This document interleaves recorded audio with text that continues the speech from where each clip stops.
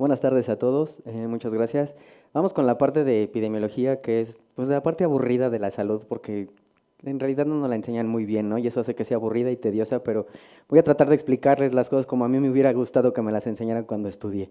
Entonces voy a tratar de hacerlo pues lo más digerible que se pueda. Vamos a ver justo con el ejemplo ahora de la pandemia de COVID-19, cómo surgió todo este papel de la implementación de pruebas diagnósticas para la vigilancia epidemiológica y después cómo es el proceso habitual para que notemos bien la diferencia que ocurre en un contexto habitual y ahora en el contexto de la emergencia, que fue muy diferente a lo que ocurrió en la pandemia de influenza en 2009.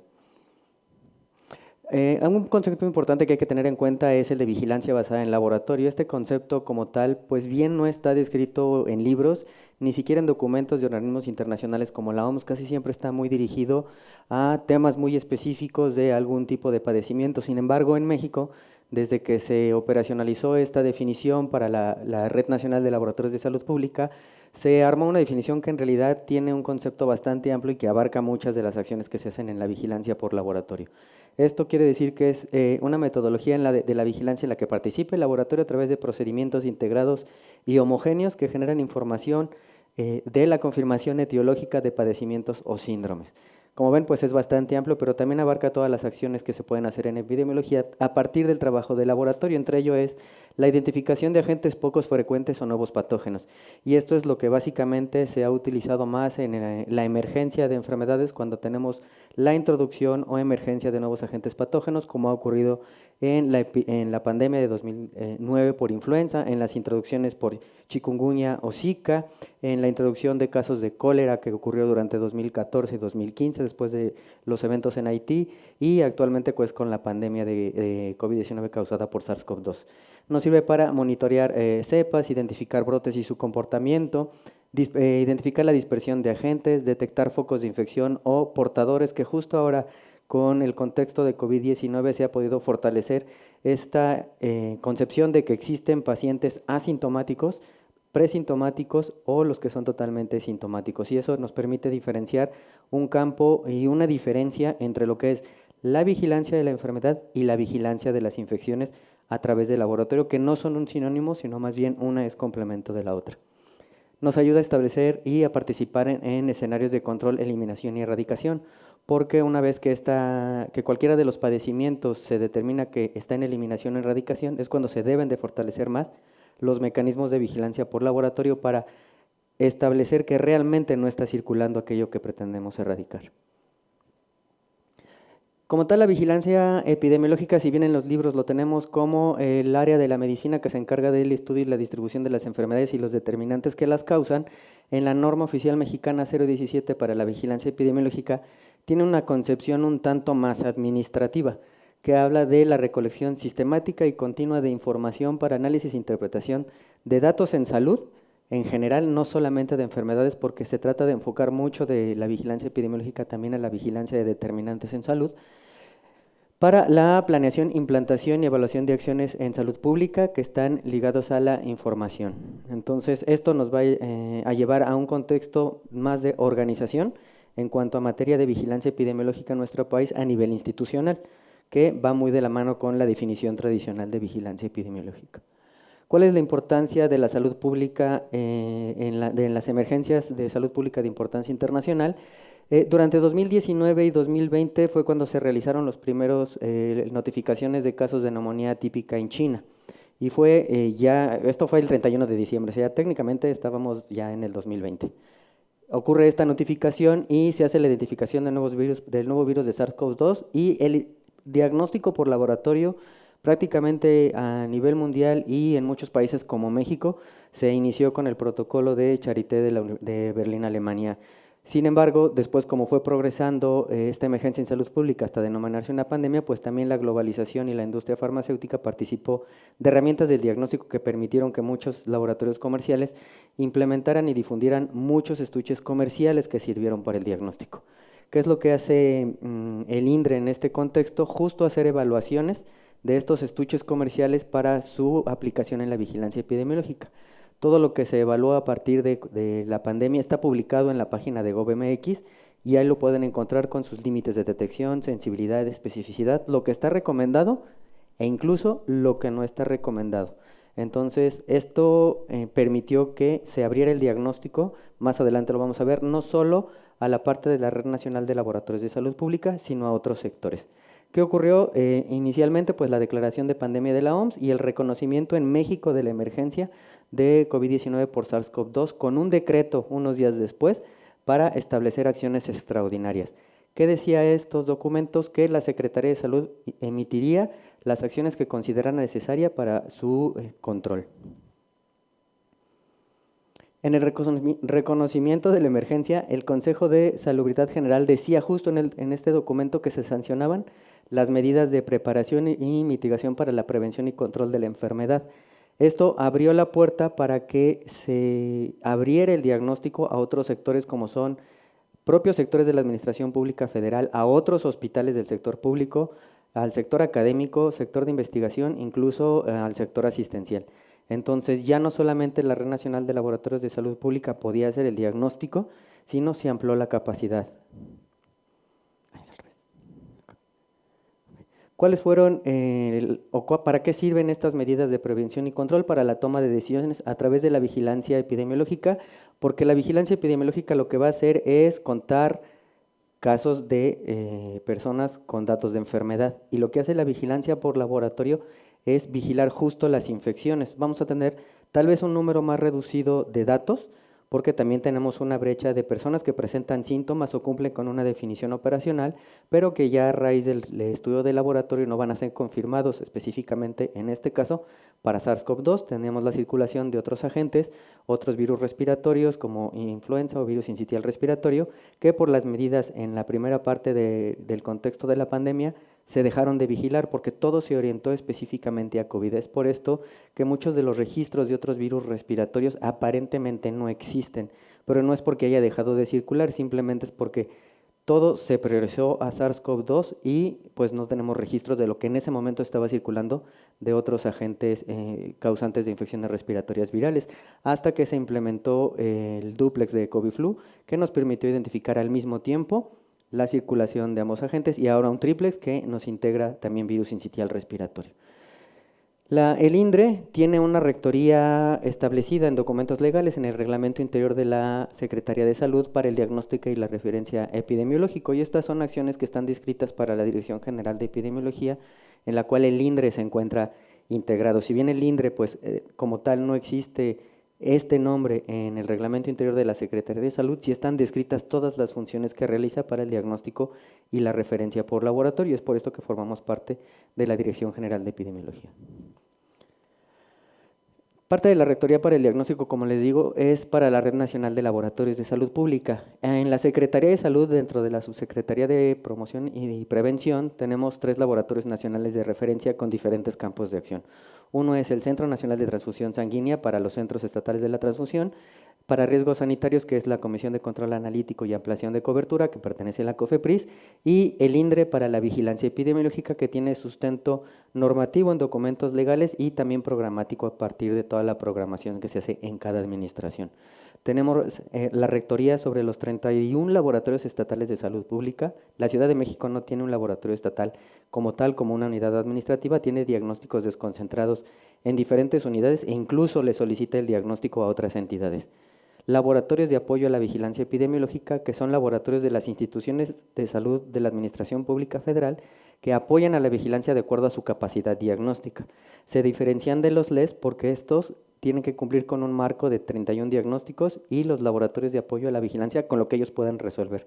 Sin embargo, una vez que ellos son un laboratorio de apoyo, se deben de ajustar exactamente las mismas políticas de evaluación y obligaciones que tiene un laboratorio estatal de salud pública en cuanto a sistemas de gestión, reconocimiento de la competencia técnica y emisión de resultados. Tenemos laboratorios de apoyo a la vigilancia en el Seguro, en el ISSSTE, en institutos nacionales de salud y en hospitales federales de referencia. Esto amplía la cobertura del servicio de diagnóstico de laboratorio y, por lo tanto, la cantidad de información disponible para la toma de decisiones.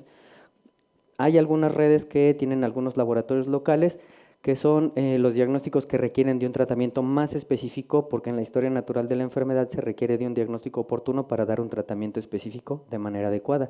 Estos son diagnósticos como paludismo o tuberculosis, que se hacen a través de microscopía y que son muy locales porque el programa es quien otorga este tratamiento. Hasta aquí, como ven, básicamente, perdón, el diagnóstico de la vigilancia por laboratorio está cerrado únicamente al sector público. Entonces, tenemos fuera de la información disponible todo el sector privado y del resto de laboratorios que procesan muestras en unidades de salud. Si bien esto limita la cantidad de información disponible, garantiza también al mismo tiempo la calidad de la emisión de resultado por justo someterse a todos los procedimientos de evaluación del desempeño y sistemas de gestión. ¿Qué son las acciones que se hacen de manera ordinaria en vigilancia por laboratorio? Diagnóstico, control de calidad y referencia. Y para la implementación del diagnóstico hay toda una trazabilidad documental a partir de normas oficiales mexicanas, programas de acción específico, manuales de vigilancia epidemiológica y lineamientos de vigilancia por laboratorio, que estos últimos tienen también todo un proceso de implementación dentro de la Red Nacional de Laboratorios, que lo vamos a ver ahorita más adelante. En la parte de referencia, que es una mayor especificidad de un resultado de una prueba confirmada bajo otra determinación de cualquiera de los otros diagnósticos que forman parte del marco analítico, y el control de calidad a través de la supervisión directa para verificar y evaluar que se están realizando los procedimientos en materia de diagnóstico de manera adecuada y que también se están implementando los sistemas de gestión, adicional de una supervisión indirecta que es básicamente documental y previa a la supervisión directa. Aquí vamos a ver el proceso de implementación de una prueba en la Red Nacional de Laboratorios de Salud Pública, y tiene un contexto desde que existe o desde que se implementa al interior del INDRE, en donde se establecen procesos de validación y verificación que tienen que llevar a la solicitud del alta del diagnóstico al interior de la institución para que también se pueda difundir a la Red Nacional de Laboratorios. Esto puede ser muy variable en el tiempo, porque implica otros procesos administrativos como el alta en el tabulador para que se le establezca un costo a este servicio, actualizar otras variables de sistemas de información en salud que ocurren solamente una vez al año, entonces pues esto hace que se retrase también un poco la actualización, y a este marco, una vez que esta prueba se autoriza por parte del INDRE para que se difunda la Red Nacional de Laboratorios de Salud Pública, se debe aprobar por parte del Comité Nacional para la Vigilancia Epidemiológica, en donde se consensúa este marco de hasta ahorita 31 diagnósticos. Mientras ocurre todo esto, se actualiza un lineamiento de vigilancia por laboratorio, que es el documento específico para la Red Nacional de Laboratorios de Salud Pública, en donde se describen todos los procedimientos técnico-administrativos integrados y homogéneos específicos para cada diagnóstico. Una vez que se hace la difusión y la actualización y publicación de este lineamiento, los laboratorios de la red que decidan hasta el primer momento irse integrando al diagnóstico se encargan de hacer un proceso de implementación y verificación de los datos, iniciando implícitamente una evaluación del desempeño, donde tienen que comprobar pues, que se está haciendo el procedimiento de manera adecuada para garantizar la confiabilidad en el diagnóstico. Este procedimiento es lo tradicional y es muy variable, y puede llevar de 6 meses a 1 año dependiendo del momento en el que se inicie durante el año calendario, por los tiempos administrativos de otras instancias para poder actualizar estas variables que se tienen que evaluar para los indicadores y poder medir también el desempeño de la red. ¿Qué sucedió durante 2019 en la pandemia en la Red Nacional de Laboratorios de Salud Pública? Se cuenta con un algoritmo de vigilancia por laboratorio que nos decía que teníamos unidades monitoras de influenza y unidades que no son USMER, no específicamente monitoras de influenza. Habitualmente en la vigilancia de infecciones respiratorias, primero que era el CISBFLU de la vigilancia por influenza, solo reportaban unidades USMER, era una vigilancia centinela, y se tomaba muestra a 1 de cada 10 casos ambulatorios y al 100% de casos graves. ¿Qué pasó en COVID? Pues todo se salió de las manos, en todos lados. No hubo quien realmente pudiera dar una respuesta adecuada, y junto con otras variables como la jornada de sana distancia, pues que mandó a personas a su casa, el hecho de que personas se enfermaran, trabajadores de la salud estuvieran expuestos, pues redujo la capacidad de respuesta de todo el sector público y privado, y la sobredemanda de atención de la población también mermó pues mucho de la capacidad del laboratorio para poder dar una respuesta en cuanto a los resultados confirmados. Se decidió integrar entonces unidades que no eran USMER a la vigilancia justo por esta sobredemanda y por la situación que estaba ocasionando la alta mortalidad al principio. Entonces, este es el algoritmo actualizado para vigilancia por laboratorio, en donde nos dice que en las unidades monitoras de enfermedades respiratorias se muestrea al 10% de los ambulatorios para muestra de PCR. Esto puede ser que al 90% restante se le tome una prueba rápida de antígeno.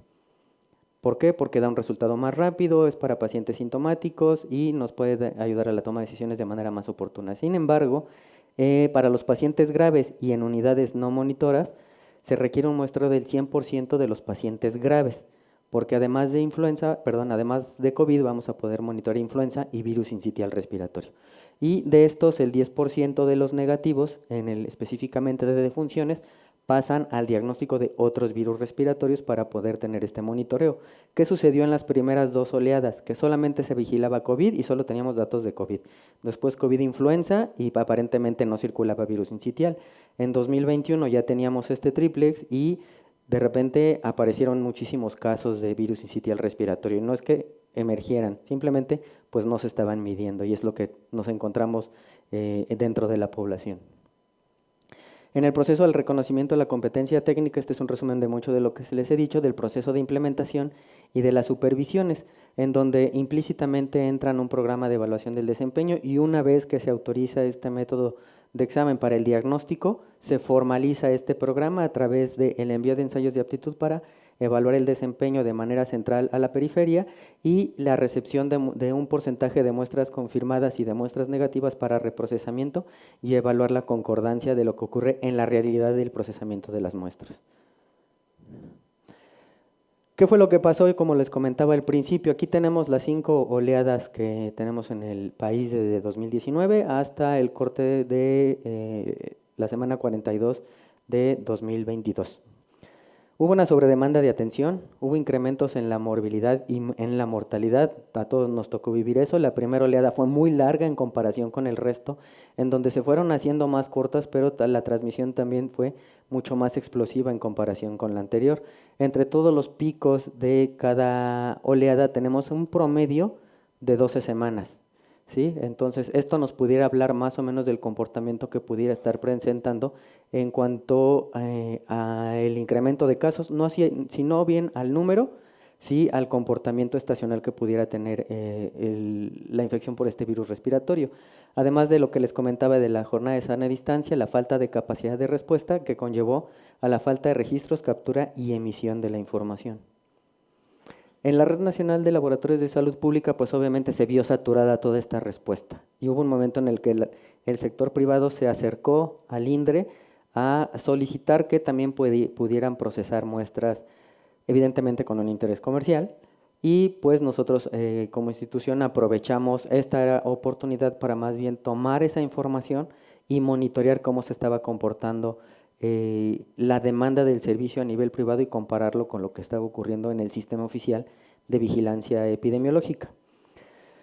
Esto nos llevó a la incorporación del sector privado, asistencial y de investigación, como les he dicho. En la Red Nacional de Laboratorios de Salud Pública les hablé del reconocimiento de la competencia técnica a través de la evaluación del desempeño y los sistemas de gestión.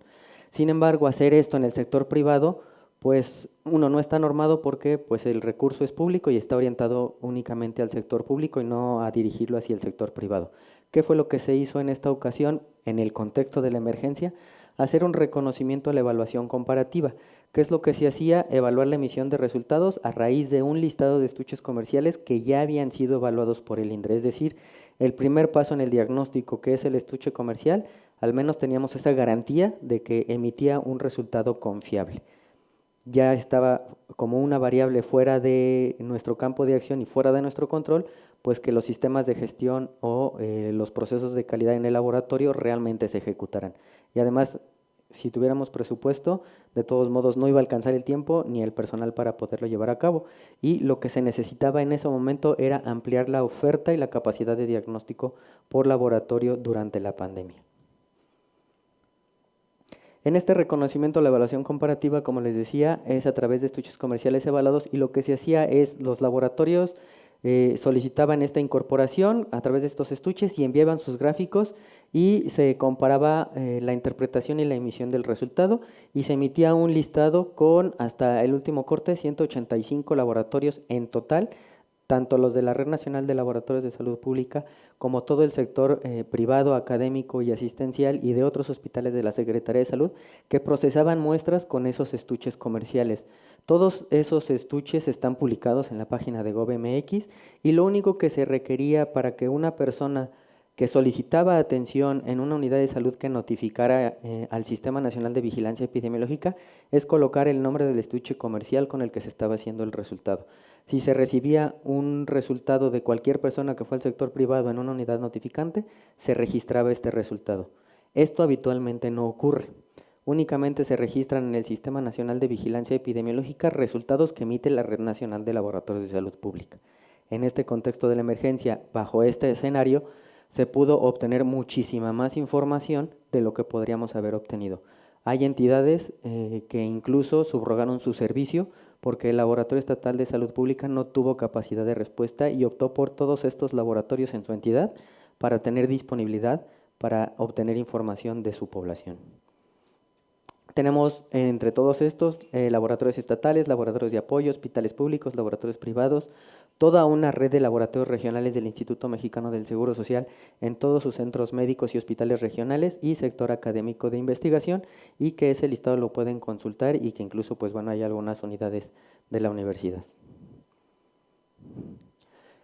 Estos resultados muy al inicio se empezaron a capturar en una plataforma de información de la Dirección General de Información en Salud con la intención de evaluar el comportamiento.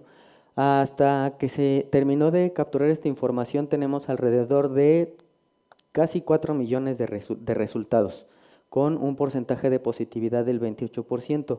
Solo 67 laboratorios estuvieron notificando. ¿Por qué? Porque también cada vez empezó a ampliar mucho más la demanda en el sector privado, porque ya las personas podían no acudir a una unidad de salud, sino directamente dirigirse a un laboratorio, obtener su resultado y decidir qué hacer. Muchos ya no asistían a consulta, no tenían un cuadro grave, entonces simplemente se aislaban en casa o avisaban en su trabajo. Y eso ocurrió en muchos contextos. Sin embargo, también los laboratorios empezaron a tener sobredemanda. ¿Qué se optó? Porque se publica otra vez esta lista ya actualizada y se publica y se actualizan los lineamientos de vigilancia epidemiológica para decir que cualquier laboratorio puede realizar el diagnóstico siempre y cuando sea de cualquiera del listado de estuches comerciales evaluados. Entonces, toda la información del resto de laboratorios pues ya no las tenemos, pero al menos hasta este periodo podemos hablar que en comparación con los registros del Sistema Oficial de Vigilancia son alrededor de la tercera parte. ¿Por qué no se mezclan estos resultados con los oficiales? Porque muchas de estas personas, o más bien ya en números netos pocas de estas personas, también solicitaron atención, entonces duplicaríamos información y pues también sobreestimaríamos muchos de los datos. Entonces, para evitar malas interpretaciones, esto en realidad pocas veces se habló en las conferencias vespertinas. En ese entonces estaba el anterior director general de epidemiología y explicaba cómo se estaba comportando también el sector privado, y el comportamiento era, si no exactamente el mismo, muy similar. Simplemente había una diferencia de información de alrededor de 5 días antes a los registros del sistema de vigilancia. ¿Por qué? Porque las infecciones se presentan antes de las manifestaciones de la enfermedad, que es lo que vigila la parte del Sistema Nacional de Vigilancia Epidemiológica. Con todo esto vimos que la sobredemanda de atención fue cambiando, ya no había tantos casos graves y de esto redujo la mortalidad, aunque los incrementos en la morbilidad se vieron de manera continua, pero después de la cuarta ola, pues ya esta última ya no fue tan grande como las primeras. Se redujo la capacidad de respuesta también por toda esta sobredemanda, pero también el hecho de que ya no hubiera tanta mortalidad llevó a que no hubiera tanta demanda de los servicios de laboratorio. Y esto también lo vemos en el sector público, porque se empezó a utilizar o a sobreutilizar la prueba rápida de antígeno. Entonces, también ahí tenemos más o menos un porcentaje de positividad como del 30%, sin embargo esta prueba pues no nos da oportunidad de conocer la circulación de otros virus respiratorios, cosa que con la PCR sí podemos obtener. Pero después de toda esta regularización en la demanda, tuvimos un retraso más reducido en el registro, que ya no fue de 2 semanas, sino se redujo alrededor de 1 semana, porque empezamos a tener mayor capacidad de respuesta. El incremento en la oferta en la demanda obviamente trajo consigo la necesidad de tener más recursos de diagnóstico, y fue cuando se empezaron a implementar las pruebas rápidas. Recordarán bien que primero empezaron las pruebas de IgG y IgM, que no están recomendadas para la vigilancia epidemiológica y que no son concluyentes al final del día. Entonces, ¿por qué no se usaron en vigilancia epidemiológica? Porque lo que se están buscando son casos de personas enfermas, no de personas que estuvieron ya infectadas, que es el resultado que nos daba esta prueba. Y entonces aparecen las pruebas rápidas de antígeno y se sigue exactamente el mismo protocolo que con PCR. Publicar el listado de estudios comerciales para que cualquiera lo pudiera hacer. ¿Cuál era la ventaja? Que esto se podía hacer en unidades de salud, nos daba un resultado en alrededor de 15 minutos y no requería de un laboratorio de la Red Nacional de Laboratorios de Salud Pública o con reconocimiento de la evaluación comparativa. Es decir, en una unidad de salud se podía hacer esta prueba y se podía registrar este resultado en el Sistema Nacional de Vigilancia Epidemiológica. Aquí la diferencia es que los laboratorios privados que hacían estas pruebas pues ya no reportaban esto. Entonces, como ven, de parte del resto del sector público, pues tenemos un subregistro de todos estos resultados que sería importante conocer si tuviéramos los mecanismos legales para poder hacerlo. ¿Cuáles fueron los resultados de la vigilancia? En el gráfico de área podemos ver la demanda, tanto de PCR en verde y de prueba rápida en rojo. Como ven, la que mayor demanda tiene, pues es la prueba rápida de antígeno, pues justo por esta oportunidad que nos da para el diagnóstico y lo que requiere el paciente, independientemente de las indicaciones o necesidades del sistema de vigilancia, es un resultado. ¿Sí? Entonces no le podemos decir a usted si le toca, usted no lo toca porque es el 9 y le toca hasta el 10. ¿No? Dentro del contexto del derecho a la protección de la salud hay que darle un resultado para la atención y esto también pues trajo como consecuencia reducir un poco las necesidades del sistema de vigilancia e incrementar las necesidades de la población para un resultado. En barras tenemos los confirmados por ambos tipos de prueba y aquí podemos ver pues básicamente esta brecha que justamente en la etapa entre 2021 y 2022 se redujo mucho y que fue cuando empezamos a implementar ante esta reducción de registros el dúplex y es donde algo de esta brecha pues realmente era influenza, virus sincitial respiratorio y otros virus respiratorios. ¿Cuáles son las utilidades de los resultados para la vigilancia epidemiológica a raíz de la implementación de estas pruebas para el sistema de vigilancia? Monitorear la circulación del agente causante de la enfermedad como una estrategia de vigilancia en el monitoreo de la infección previo a las manifestaciones clínicas de los pacientes en unidades de salud. Y, por ejemplo, si incrementa la demanda, los confirmados por laboratorio la positividad, podemos afirmar que hay un incremento en la circulación. Y a raíz de esto y ver algunos cambios, podríamos ver otros contextos. Si disminuye la demanda, los confirmados y los positivos, pues evidentemente es lo contrario. En el caso de que disminuya la demanda, pero incremente los confirmados y la positividad, lo que sucede probablemente es que no se esté haciendo búsqueda intencionada. Es decir, ya no se le pregunta a los pacientes si tienen síntomas respiratorios o si requieren una prueba. En cambio, si aumenta la demanda, disminuyen los confirmados y disminuyen los positivos, podríamos estarnos enfrentando al incremento de la circulación de otros agentes causantes de infecciones respiratorias y no necesariamente de COVID. Y en otros contextos, como el incremento en la demanda, reducción de confirmados y aumento en la positividad, o incremento en la demanda, incremento en los confirmados y disminución de la positividad, probablemente el analista de la información no esté haciendo una adecuada categorización de las variables y tenga algunas confusiones en cuanto al análisis de la información. ¿Cuáles han sido los resultados de la vigilancia basada en laboratorio? El incremento en la oportunidad del acceso a pruebas diagnósticas al ampliar no solo la Red Nacional de Laboratorios, sino el sector público, el sector privado, el académico y el asistencial. Incremento en la información sobre las confirmaciones por laboratorio, que no podríamos haber tenido solo con la Red Nacional de Laboratorios, y por supuesto la cobertura diagnóstica en todo el Sistema Nacional de Salud. ¿A qué nos enfrentamos ahora? A una sobredemanda de pruebas de antígeno, porque la prueba de PCR tiene un estándar del servicio de entre 24 y 72 horas, dependiendo del resultado.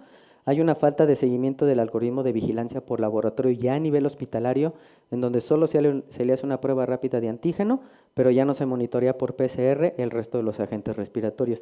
Y en este contexto de la circulación de virus de influenza de alta patogenicidad pone en riesgo la vigilancia epidemiológica, no porque no se realice la vigilancia epidemiológica, sino porque el médico tratante o el responsable de este programa a nivel operativo no está realizando las acciones necesarias para el aseguramiento de esta vigilancia. La subestimación de circulación de otros virus respiratorios en este contexto que les menciono, una falta de supervisión operativa que nos llevó precisamente a que no se operara bien el sistema de vigilancia y la solicitud de servicio por parte de la población ante la necesidad de un resultado rápido por el impacto que creó la primera ola de la mortalidad. Hay un subregistro de resultados de laboratorios de todos aquellos que solicitaron un resultado a nivel privado o a nivel académico o asistencial, que solo daban servicio a su institución y que no necesariamente reportaban al Sistema Nacional de Vigilancia Epidemiológica. ¿Cuáles son las conclusiones? La vigilancia epidemiológica tiene grandes áreas de oportunidad en México para integrar información. La regulación actual solo nos determina la vigilancia por laboratorio en el sector público, y la pandemia nos ha demostrado que sí se pueden implementar mecanismos para integrar a otros sectores fuera de la Red Nacional de Laboratorios para participar en la vigilancia por laboratorio y aportar información para la toma de decisiones en materia de prevención y control. Por mi parte eso es todo. Muchas gracias. Si tuvieran una pregunta, adelante. Muchísimas gracias. Perfecto. Vamos a empezar con las preguntas. Gracias, muchas gracias por la plática, fue muy interesante y enriquecedora. Una pregunta, menciona que los casos de influenza no los notaron porque no había la evaluación del patógeno, ¿cierto?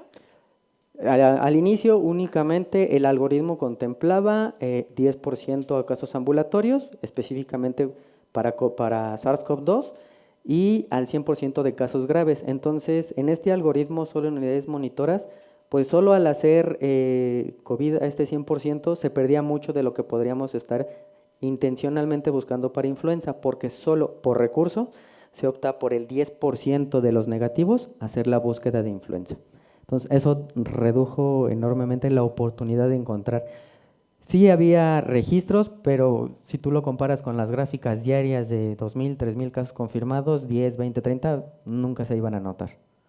Sí, es que la pregunta era también si luego hicieron algún análisis retrospectivo de muestras que tuvieran previas para la búsqueda intencionada de influenza en temporadas pasadas. ¿En temporadas dentro de la pandemia? Así es. Solo con el 10% de los casos graves negativos y de las defunciones, nada más. Okay, gracias. No. ¿Alguien más? Perfecto.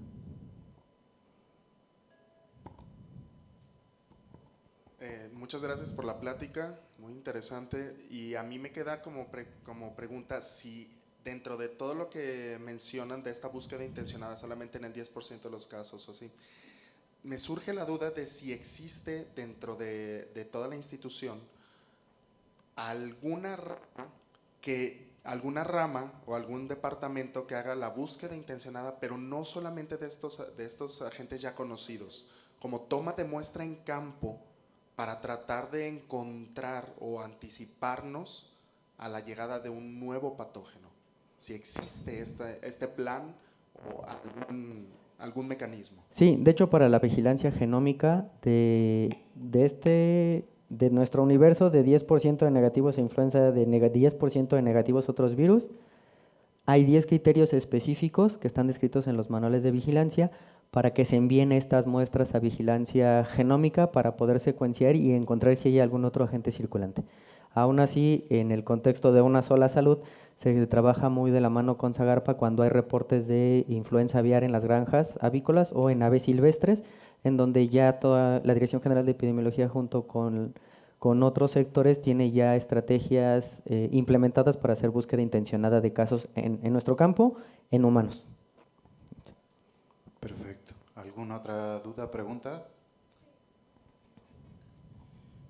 Mi pregunta es si en las gráficas más bien donde se reporta los casos de COVID para Jalisco, ¿están incluidos los casos por nexo epidemiológico o solamente los que fueron 100% confirmados por laboratorio? Aquí tenemos en la clasificación, no en la confirmación porque la confirmación solo es por laboratorio, pero en la clasificación de casos sí se puede encontrar un porcentaje muy pequeño que se clasificaron por dictaminación, sobre todo en las defunciones o por asociación epidemiológica, que es cuando existía evidencia en el estudio de caso de que uno de sus contactos había sido confirmado y no se le tomó una muestra por laboratorio, pero en realidad son los menos. O sea, muchas de las personas que se contagiaron y que son confirmadas o clasificadas por asociación, pues ya no solicitaban atención porque pues, se tardaban mucho en la atención, en realidad no estaban graves, pues ya sabíamos que con un aislamiento era pues aparentemente suficiente pues para reducir esta transmisión, ¿no? Entonces, Sí carecemos de muchos datos, hay mucho subregistro, pero que se ocasiona de manera natural, ¿no? Por así decirlo, porque pues también no toda la gente que solicitó un servicio de diagnóstico por laboratorio en cualquier otro sector, pues realmente solicitó atención médica. Perfecto. Una última pregunta. Doctor, ¿qué va a pasar con todos los dispositivos que aún no adquieren su registro sanitario? Que durante la pandemia se les permitió la comercialización, pero ahora que ya no tenemos pandemia, ¿se pueden seguir comercializando?